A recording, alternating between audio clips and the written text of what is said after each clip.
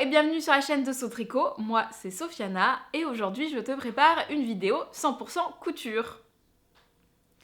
Dans cette vidéo, je vais te présenter les deux manteaux que je me suis cousus d'après le patron Madiesom de Yves Soufflé, à l'exception près qu'ils ont 5 à 6 ans d'écart. J'avais envie de te représenter mon premier manteau cousu dans ma vie de couturière qui date de 2017 et j'avais envie de le comparer au manteau que je me suis cousu cette année en 2023 dans l'idée justement de comparer un petit peu ces deux pièces qui sont d'après le même patron mais qui ont du coup comme différence le fait que j'ai quelques années d'expérience maintenant en couture. Il faut savoir que le premier manteau que je me suis cousu, j'ai commencé à coudre en 2016 et ce manteau date de 2017, donc j'avais à peu près une année de couture. Aujourd'hui, en 2023, j'ai quand même beaucoup plus d'années d'expérience et j'ai aussi maintenant un CAP couture en poche. Donc je trouvais ça intéressant de pouvoir te comparer les deux pièces d'un même patron mais avec quelques années d'expérience surtout plus tard. D'expérience en termes de couture, mais aussi d'expérience en termes de choix de coupe, de couleurs, de matières qui ont évolué au fur et à mesure du temps. En 2017, j'étais au début de ma vingtaine. Aujourd'hui, j'ai 28 ans.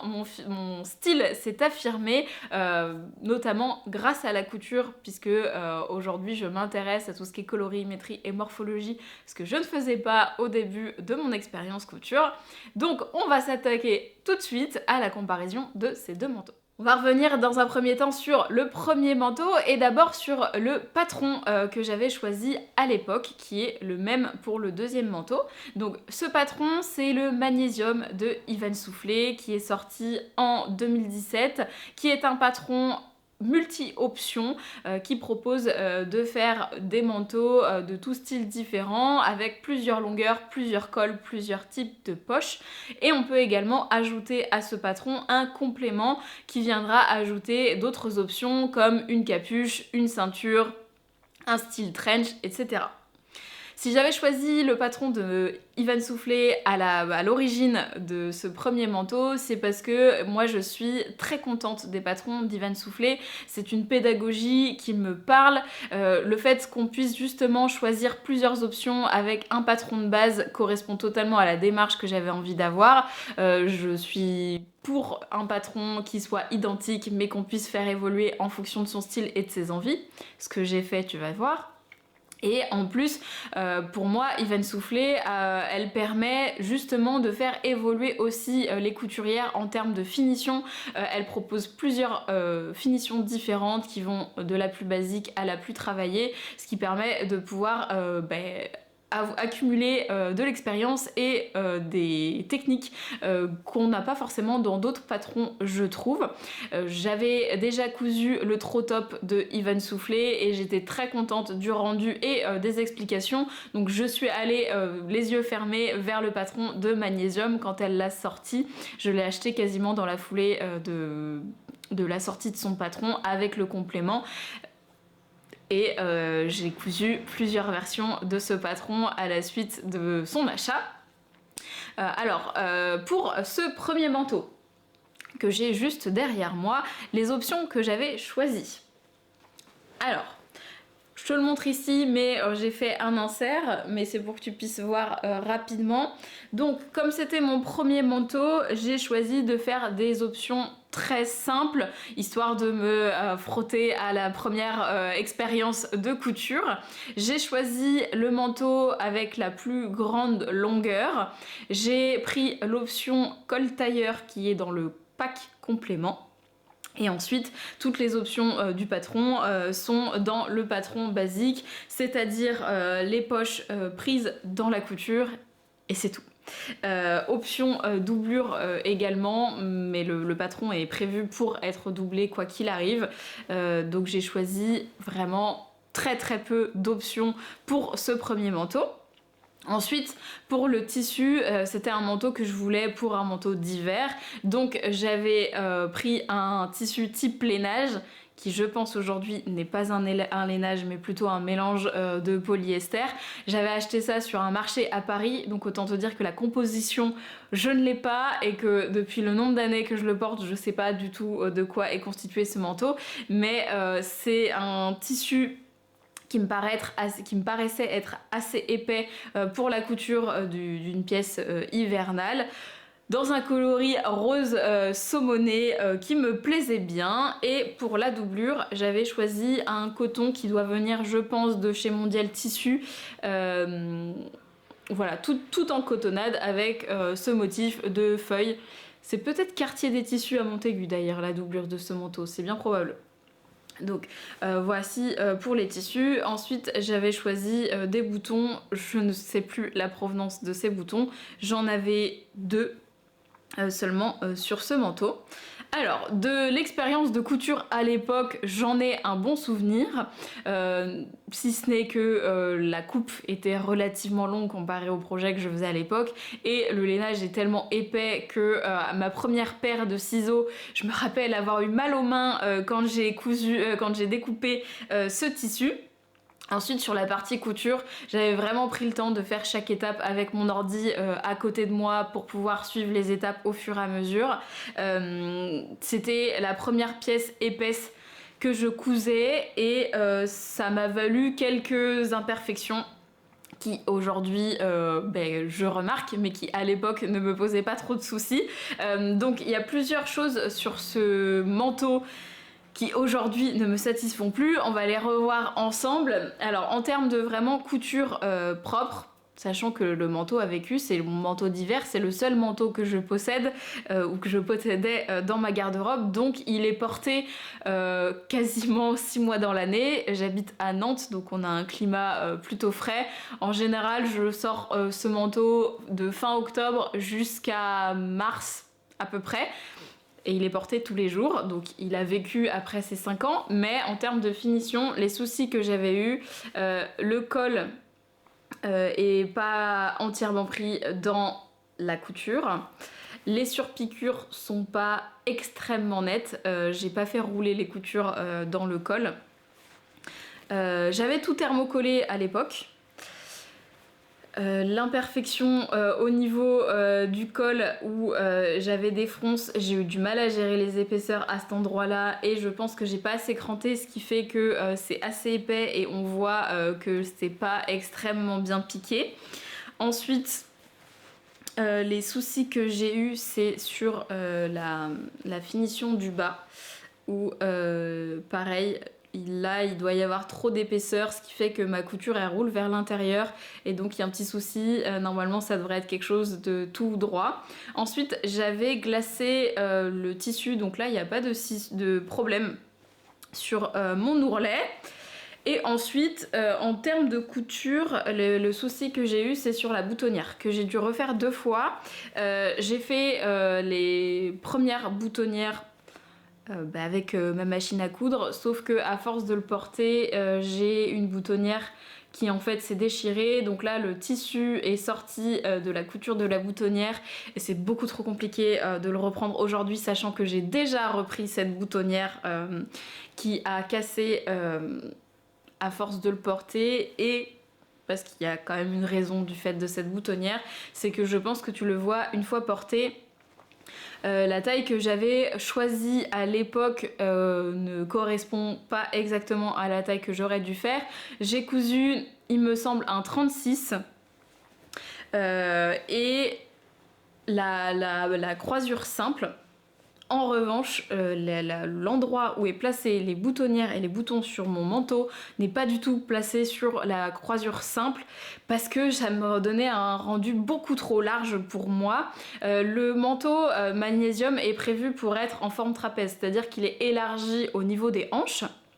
Et j'ai pas énormément de hanches comparé à ma poitrine, j'ai un tout petit peu moins de hanches comparé à mon tour de poitrine, ce qui fait que pour moi il y avait vraiment beaucoup trop d'ampleur. Donc quand je fermais le manteau, je trouvais pas ça très esthétique, ce qui fait que j'ai déplacé les boutonnières et les boutons pour pouvoir fermer un petit peu plus le manteau et corriger cet effet trapèze. C'est pas la bonne solution, mais c'est celle que j'avais trouvée à l'époque, ce qui fait que les boutons tiraient pas mal à cet endroit-là, puisqu'ils ne sont pas faits pour être à cet endroit-là. Donc j'ai réparé 2 fois la boutonnière, j'ai recousu les boutons je ne sais pas combien de fois. Je me suis dit que là, il était temps que je change de manteau, puisque ce bouton elle est encore lâché, la boutonnière je ne peux plus la réparer. Et autre souci que j'ai sur ce manteau, c'est que j'ai fait une doublure entièrement en coton, puisque j'étais pas vraiment au fait que le coton allait accrocher mes vêtements. Donc pour enfiler les manches, à chaque fois, surtout quand on a des lainages comme ça, c'est compliqué, je suis obligée de maintenir mes manches pour pouvoir passer dans le manteau, sinon elles ont tendance à remonter, c'est quand même assez désagréable. Dernier point qui m'embête et qui m'embête depuis le début, encore une fois, c'est au niveau des hanches. J'ai fait les poches qui sont prises dans la couture avec le tissu principal du manteau, c'est-à-dire le lainage. Et alors déjà, c'était pas super facile à repasser, etc. Ça en fait des poches qui sont plutôt chaudes, donc ça c'est plutôt agréable, mais ça rajoute énormément de volume au niveau des hanches, chose avec laquelle je n'étais pas très à l'aise et qui rajoutait en plus du trapèze encore du volume. Donc je trouve que ce manteau déséquilibrait ma silhouette. Ça n'empêche que j'ai beaucoup aimé le faire, je l'ai énormément porté, j'ai réussi à corriger les défauts au fur et à mesure. Je porte très souvent des grosses écharpes, donc le problème de trapèze était un petit peu corrigé, le tissu a quand même extrêmement bien vieilli. Enfin, je pense que tu peux le voir, mais pour un manteau qui est porté quand il pleut, quand il vente, depuis plus de 5 ans, on est, je te le montre au niveau des manches, c'est souvent là le plus critique, je l'ai jamais rasé, il a pas du tout ou presque pas bouloché, donc je trouve que c'est une pièce qui a tenu son job, voilà, qui, je pense, au bout de 5-6 ans de dur et loyaux service, il peut maintenant dire au revoir et sortir de mon placard.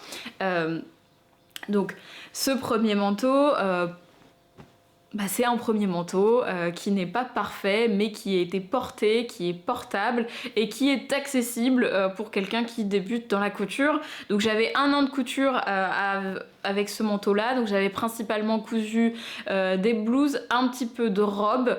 Je suis pas sûre d'avoir commencé le jersey avant ce manteau, donc c'est pour vous expliquer qu'aussi si jamais c'est une pièce qui vous fait envie, c'est totalement possible de se mettre à coudre des manteaux, même si on a très peu d'expérience. Il faut choisir des manteaux, à mon avis, qui ont justement un petit peu moins de points techniques, donc avec des coupes relativement simples, avec des patrons où vous connaissez la pédagogie de la personne. Je me serais pas risquée personnellement à prendre un manteau qui me plaît énormément, mais dont je connais pas le créateur à l'avance, puisque comme c'est des points qui sont souvent un petit peu intimidants, si la manière d'expliquer ne vous correspond pas, c'est un petit peu plus compliqué après de se mettre à coudre. Donc là, je connaissais pas du tout la marche à suivre pour faire une doublure sur un manteau, comme on assemblait une doublure avec avec un tissu principal. Donc ça m'a permis d'apprendre tout ça. Ça m'a permis aussi d'apprendre à poser un col, ce que j'avais jamais fait. J'ai appris à faire des finitions. Alors j'avais essayé de mettre l'épaulette et la cigarette sur ce manteau, mais j'aimais pas le rendu, donc je l'ai enlevé, mais j'avais essayé. Donc ça c'est déjà bien. Sur ce manteau, c'est toutes les techniques que j'avais vues. Alors il y a des techniques aussi pour résorber l'embu, etc. Mais c'est des techniques que j'avais déjà vues auparavant. Donc globalement, j'ai appris beaucoup de choses sur cette pièce. J'en étais très fière, j'en suis toujours fière aujourd'hui. Si t'es tenté de te coudre un premier manteau, je ne peux que te conseiller d'essayer, d'y aller. Peut-être de faire comme moi en prenant un tissu qui soit pas trop onéreux. Là sur le marché, j'en avais eu pour à peu près, je pense, une vingtaine d'euros. Ça permet de pouvoir faire un premier essai de manteau sans casser la tirelire. En ce moment c'est l'hiver, donc il y a quand même beaucoup de choses sur les sites en ligne également, donc si tu as envie de faire un essai, je pense que c'est le bon moment. Et donc suite à ce manteau et les défauts que je t'ai annoncés, j'ai voulu en coudre un nouveau, qui est du coup du même patron, puisque j'étais satisfaite de la couture et qui propose plusieurs versions. Je me suis dit que j'allais continuer sur ce patron de manteau plutôt que d'en acheter un nouveau, et que maintenant, avec l'expérience que j'avais, je pouvais corriger les défauts du premier manteau sur le second. Donc ce second manteau, il est juste ici, je te l'ai présenté dans mon journal créatif la semaine dernière ou la semaine d'avant. Le voilà, encore une fois tu auras les inserts du manteau porté. Donc pour le choix du tissu, ça fait 5 ans que j'ai un manteau rose et j'en suis très contente. Tous les accessoires que je me suis tricotés sont rouges, donc j'avais envie de rester sur un manteau coloré. J'hésitais sur la couleur, mais en fait je suis trop bien avec un manteau rose. Donc j'ai eu envie de reprendre un tissu dans les mêmes coloris. Alors cette fois c'est plus un rose froid et c'est un tissu qui est en lainage. Donc celui-là est 70% laine, 30% polyamide, que j'ai trouvé chez les Coupons de Saint-Pierre. On est sur 30 € les 3 mètres, donc encore une fois c'est un très bon budget pour un manteau. Il faut compter à peu près 2 mètres, 2 mètres 50 voire 3 mètres en fonction du type de manteau que vous allez coudre. Ici j'ai utilisé un petit peu plus de 2 mètres, peut-être 2 mètres 20, donc ça fait à peine 30 € le manteau. Et ensuite la doublure cette fois est en viscose pour justement que ce soit un petit peu plus glissant et que j'ai plus de facilité à enfiler mes pulls sous mon manteau. Aussi les Coupons de Saint-Pierre, une vingtaine d'euros pour 3 mètres. Cette fois j'en ai utilisé assez peu, donc je vais avoir de quoi me faire une chemise, une blouse avec. Donc pour le manteau, du lainage, encore une fois quelque chose d'assez chaud. C'est un manteau que je porte la moitié de l'année, qui doit être compatible avec le froid, l'humidité et la pluie que l'on a dans ma région. Donc un manteau qui est cette fois plus épais. Le tissu est beaucoup plus épais, donc j'ai mis encore plus de temps à le couper. J'ai choisi plus d'options sur ce manteau puisque maintenant je maîtrise un peu plus la couture, mais j'avais surtout des attentes précises comparées au premier manteau. Finalement le col tailleur il convient pas vraiment à mon mode de vie. Je suis quelqu'un qui est quand même assez frileux et le fait que ce soit dégagé au niveau de la poitrine, et je trouvais ça pas très confortable. J'étais toujours obligée de mettre une écharpe et même avec l'écharpe des fois c'était pas le mieux quand il y a beaucoup de vent ici. Donc je voulais que cette fois la patte de boutonnage aille jusqu'en haut. Donc ça impliquait un col qui soit différent. Donc j'ai cette fois choisi le col rabattu pour avoir la fermeture jusqu'en haut. Ensuite, encore une fois, il pleut beaucoup dans ma région, donc je me suis dit qu'une capuche, ce serait quand même vraiment l'idéal. Donc j'ai rajouté la capuche amovible sur ce manteau pour quand on est en hiver et qu'il pleut pas trop, je puisse l'enlever et avoir quand même un manteau sans capuche tout le temps. Je trouve sympa. L'option est présentée, donc je me suis dit que j'allais la tester. Et pour terminer, sur les poches dans la couture me plaisaient pas, le volume au niveau des hanches pour moi c'est de trop, donc j'ai préféré partir sur des poches plaquées sur le devant qui correspondent un petit peu plus à ce que j'ai besoin en fait. Je mets souvent mon téléphone dans ma poche avant, comme ça c'est assez pratique. Je préfère les poches sur le devant plutôt que sur les côtés parce que j'ai souvent un sac à main ou un truc à porter et je trouve que le look des poches plaquées est assez sympa sur le style du manteau que j'ai voulu donner au final. Et dernière chose que j'ai rajouté, c'est une ceinture. Alors ça c'est juste pour le style, je trouvais ça sympa de rajouter une ceinture sur le manteau avec du coup une boucle de ceinture qui n'était pas prévue à l'origine mais que j'ai rajouté parce que le manteau rose un peu layette comme ça faisait assez peignoir avec ma ceinture, donc j'ai rajouté une petite boucle. Donc plus d'options sur ce manteau, mais aussi plus de finition de mon côté, notamment parce qu'il y a beaucoup plus de pièces à coudre, et j'ai fait des modifications sur le patron pour qu'il corresponde un petit peu plus à ma morphologie.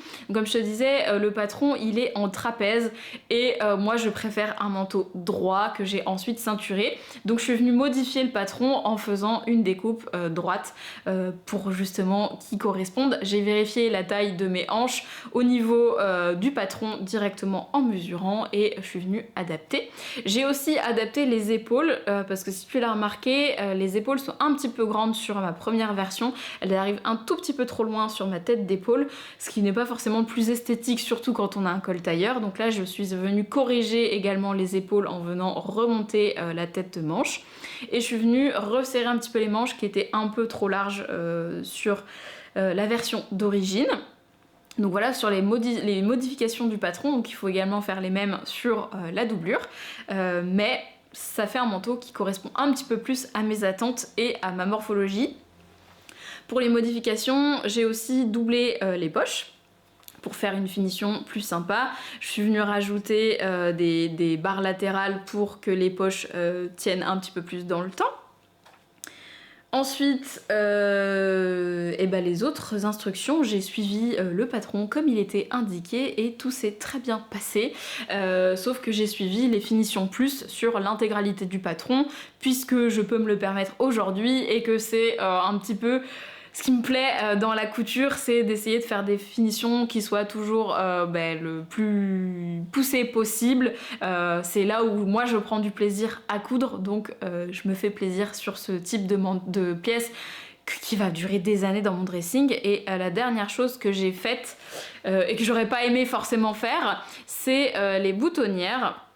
J'ai dû effectuer des boutonnières à la main puisque j'ai choisi de très gros boutons qui sont des boutons avec un effet marbre mais qui ne passent pas dans le pied spécial boutonnière de ma machine à coudre. Donc j'avais essayé de faire les boutonnières en zigzag comme proposent la plupart des machines à coudre, sauf que mon tissu étant beaucoup trop épais avec les 2 épaisseurs de lainage, ma machine ne le prenait pas pour la boutonnière, surtout que le tissu est très poilu et donc ça accrochait. J'ai essayé avec du papier de soie, j'ai essayé vraiment plusieurs techniques différentes mais ça passait pas, j'avais pas envie d'abîmer le manteau que j'ai mis un petit peu de temps à coudre, donc je me suis lancée sur des boutonnières à la main. Alors j'ai mis 1 heure par boutonnière à peu près, donc ça fait 5 heures en tout de travail, mais ça me permet d'avoir des finitions qui sont quand même assez propres, et j'avais envie de faire des boutonnières contrastantes puisque j'ai fait l'intégralité de mon manteau surpiqué avec du fil rouge. Il se voit pas énormément parce que le tissu est très poilu, mais moi je le sais et ça me fait plaisir. Les boutonnières, on voit très clairement qu'elles sont rouges et je trouve que ça rajoute un petit style. C'est léger, mais moi ça me plaît. Et donc c'est le genre de finition que je me serais jamais vue faire il y a quelques années. Et d'ailleurs jamais, si j'avais pas passé le CAP couture, je pensais même pas qu'on puisse faire des boutonnières à la main. Ce qui est bête, hein, parce que c'est pareil logique que tout est faisable à la main, puisque la machine à coudre est arrivée quand même assez tardivement. Mais c'est le genre de choses qui me rend fière aujourd'hui dans mon parcours de couturière, c'est d'être capable de pouvoir adapter les patrons, de faire en sorte qu'ils correspondent à mes envies et à ma morphologie, et de pousser les finitions et de pas forcément avoir les finitions exactes de chaque patron si j'en préfère une autre. Ça me permet de pouvoir switcher. Donc la différence entre le premier manteau et le deuxième manteau, finalement, c'est mon expérience puisque le patron est le même, mais je sais aujourd'hui un petit peu plus trouver la bonne taille, parce que c'est pas forcément facile. Ce manteau, je l'ai cousu en 34 comparé au 36 de la dernière fois, puisque j'aime un rendu un petit peu plus près du corps, que j'ai en plus refité au niveau des hanches. Le premier était un 36 sans compromis et sans modification, et le choix des options est compris dans le patron, donc j'aurais pu très bien faire 2 fois le même manteau. L'expérience fait aussi que j'ai mis beaucoup moins de temps à coudre ce deuxième manteau. J'ai eu 3 heures de coupe et je pense qu'en termes de couture, je dois être autour, sans compter les boutonnières, donc on a 5 heures de boutonnières. Je pense que j'ai 10 heures de travail sur ce manteau. Pour prendre le temps de faire toutes les finitions à la main. Il y a du glaçage, j'ai fermé toutes les doublures avec les points à la main. J'ai pris le temps de bâtir quand il fallait bâtir, de poser les poches, etc. Donc je pense qu'on est sur 10 heures de travail que j'ai réparti sur plusieurs jours. En fait, moi je fais des petites sessions de couture, donc souvent le soir après le boulot, j'essaye de coudre 1 ou 2 heures quand je peux, parce qu'il faut aussi faire la cuisine, machin, etc. Mais sur une semaine, j'avais cousu mon manteau et j'ai réussi à faire les finitions le week-end. Comparé au premier manteau qui doit avoir un petit peu plus de temps de travail dessus, puisque je découvrais aussi la gamme de montage.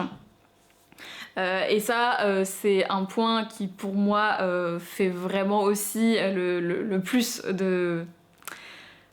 Plus on bosse en tant que couturière, en tout cas plus on étale ses choix de couture, plus on va connaître les gammes de montage et l'ordre dans lequel chaque pièce va se coudre. Et ça nous permet d'être de plus en plus autonome sur ce qu'on va faire par la suite et se permettre des modifications qu'on n'aurait pas forcément fait si on suivait une gamme de montage classique, parce qu'on se rend pas forcément compte de comment ça se passe et comment ça va aller ensuite à l'essayage. Le fait d'avoir déjà fait des manteaux préalables et plusieurs et poser des doublures, etc., ça me permet aujourd'hui de pouvoir me détacher de l'ordinateur ou d'un livret de montage pour pouvoir coudre en autonomie, de vérifier de temps en temps quand il y a des petits points techniques pour les faire dans le bon sens, mais je peux coudre à la chaîne. C'est-à-dire que là j'ai fait d'abord toutes mes coutures droites, mes coutures d'épaule, toutes les coutures de doublure, les pinces, etc. avant de devoir passer au repassage, alors qu'avant je suivais étape par étape et je devais à chaque fois faire l'aller-retour entre le repassage, la couture, les préparations de mes pièces, etc.